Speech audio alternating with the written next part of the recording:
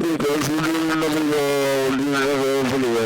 I'm reading for our stories. Let's get in this video. So I've been recording a while. I've been doing a lot of stuff at school, and let's get into the video. So let's do it. That'll be 71 cents change, I said, handing the lady her bag. Have a good day. The lady grabbed her bags and left, not saying a word. The hell? Why? What? Last time he told me there was no editing. He didn't edit any of these stories, so that's why there's bad grammar or something. Anyway. That's how it is being a cashier at a sporting goods store. Nobody bats an eye at you unless you're talking money. I got this job a month ago, and I hated it. Sports goods stores aren't that interesting when you're not into sports. I yawned, while looking at the other employees help customers. It was another boring day at the store. Thankfully, my break would be in 10. Why isn't it at 10? However, it was going to be a long time before I headed home since I took the night shift. The customer I was currently taking was buying an expensive tent. I looked at him wide-eyed. He looked at me. I know it's expensive, but I need it. I was about to say something when a man behind me spoke to me. You're doing a fantastic job, ma'am, and I reckon you're the best employee at this store. I smiled and looked at the man, wondering what had made him say that. Thank you, I said. I was about to ask why he had said so, but before I could, he was out the door. Finally, someone recognizes my hard work. Maybe this job isn't so bad after all. After I took the customer, my break hit. I immediately headed to the bathroom as I had to use it badly. Before I entered the hallway to the rooms, I heard something move. What the? I said aloud. I looked around and saw no one hear me. I pushed away the thought and entered the restroom. After my break, I continued at the cash register until dark, of which I roamed the store without a care in the world, waiting for an employee to enter. I heard my fellow employee Tom punch something. I quickly hurried over to him. What was that for? I asked. My grandmother has been missing since last night. Authorities just found her in the middle of the woods with my grandfather. Are they okay? They're dead. I have to get home to my kids. Do you mind doing the night shift alone? Of course. Thank you, Alice. You welcome. He says, you welcome. And I'm sorry about your grandparents. I hope your family does well. Thank you. He grabbed his stuff and rushed out the door, leaving me alone in the store.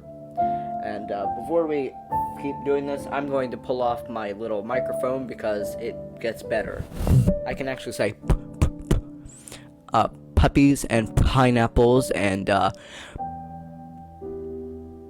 pee-pee. You know, the pus are going to be... They're going to be so much better in your voice, and it's going to sound so good. Anyway, where was I? He grabbed his stuff and rushed out the door, leaving me alone in the store. Being alone in the store had many benefits. For one, I could get away with stuff.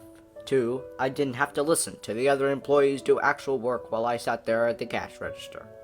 I decided to go check out some of the athletic shirts in the women's section, since no customers were around. I looked closely at the women's shirts until I found one I liked, modeling right in front of me on a mannequin. That's cute, I said. I picked up the shirt from the pile and went to the changing rooms. I modeled it in front of the mirror and decided I didn't like it. I walked out of the changing rooms and put it back when I noticed the mannequin was sitting down with his finger over his mouth, motioning to be quiet. What the heck? Then I felt a hand being placed on my shoulder from behind. I screamed and ran to my cash register. I hid behind the counter and calmed myself. I'm just seeing things. I am probably just dehydrated. I stood up boldly and headed near the bathroom where a drinking fountain was. I bent down and took a large A large gulp. When I stood up, I turned around and saw a mannequin with a hiking suit up behind me. I shrieked and ran back into the bathroom to hide myself in a stall. Nothing is there. I'm just tired and dehydrated, and I need some rest. I'll get back to work, and that'll take my mind off things. I went to the restroom, washed my hands, then washed my face. After that, I exited the bathroom to find no mannequins nearby.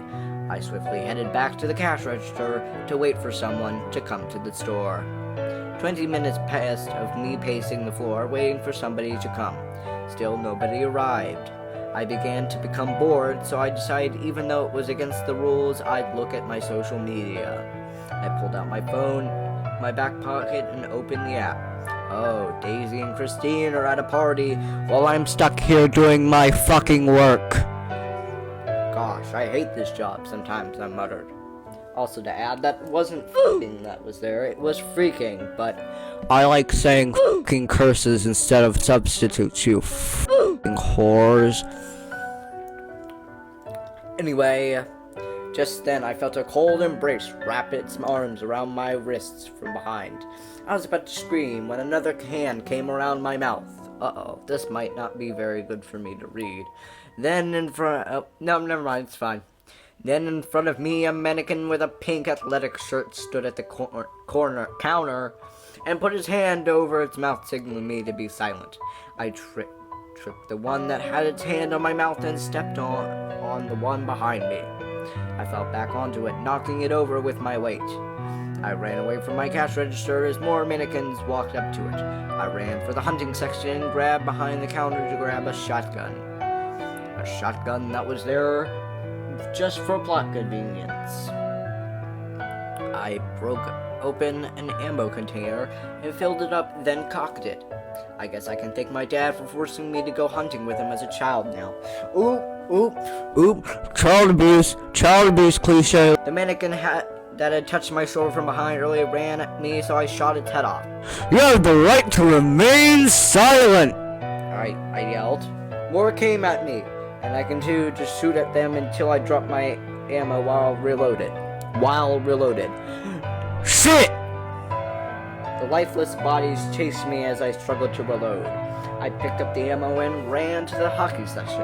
I looked behind me to notice they had stopped chasing. I looked in front of me and noticed all the hockey mannequins were gone. I took the time I had to get an advantage. I strapped on some hockey gear real quick. Before I got the mask on, a bullet streaked past my head. I looked ahead of me to see mannequins wielding guns. I shot one in the chest with my shotgun, and its body exploded into little plastic fragments. I ran towards the baseball section as more mannequins chased, and everything went black. It took my eyes a moment to adjust to the blackness. Somebody cut the power. Son of a bitch! The mannequins came at me. I no longer questioned their existence as sentient beings, but rather defending myself from impending doom. I popped off head after head as a few bullets streaking past. I tried to reload, but was not fast enough, so I grabbed the baseball bat and took off the one's head who was charging me. And around the corner came a mannequin with a ski mask on and holding a machete. I screamed and began running while reloading my shotgun. A bullet hit me in the shoulder, causing me to fall over. I rolled onto my back to shoot another one advancing on me. Then a mannequin with a football helmet on, one with a baseball bat, and one with a soccer ball. So what is he gonna do with the soccer ball? Fucking hit me with the soccer ball? Huh? And one with a tennis racket came behind me. I shot the soccer one and the tennis one, then ran out of bullets. I picked up the racket and knocked the baseball one's head off, then was tackled by the football player. I grabbed him by the helmet and snapped his head off. Then I looked outside to see a car pulling into the parking lot. Yes! I yelled, getting up. Then I ran towards the automatic exit doors as they opened for me. I ran outside as the mannequins tried to catch up to me. I banged on the car door, begging for the driver to open it. Instead of opening it, he rolled down the window and grabbed my arm. I was looking at him dead in the eye to see he was no man. It was the hiking mannequin. Then I turned towards the store to see that ski mask mannequin in front of me. It pulled its machete up and put its finger over its mouth, then came down on me with the knife. The only thing I could do was hear were my own screams as blood dripped from every part of me. Let's see the comments. No comments. That was the most shittiest story I've ever read. Worse than the one worse than the werewolf story. But let's do a third one. I'm gonna cut it here. We'll get more of these. I'm gonna do another episode. I've already done it, but I'll be having an episode of Doki Doki Literature Club coming out soon with more of those, being a fucking weeb and all that shit. Anyway, I hope you enjoyed this video, and I'll see you guys in the next one. Alright. See ya. I beat the fuck out of my dick so goddamn hard that I can't even feel my left leg. My left leg has went totally numb.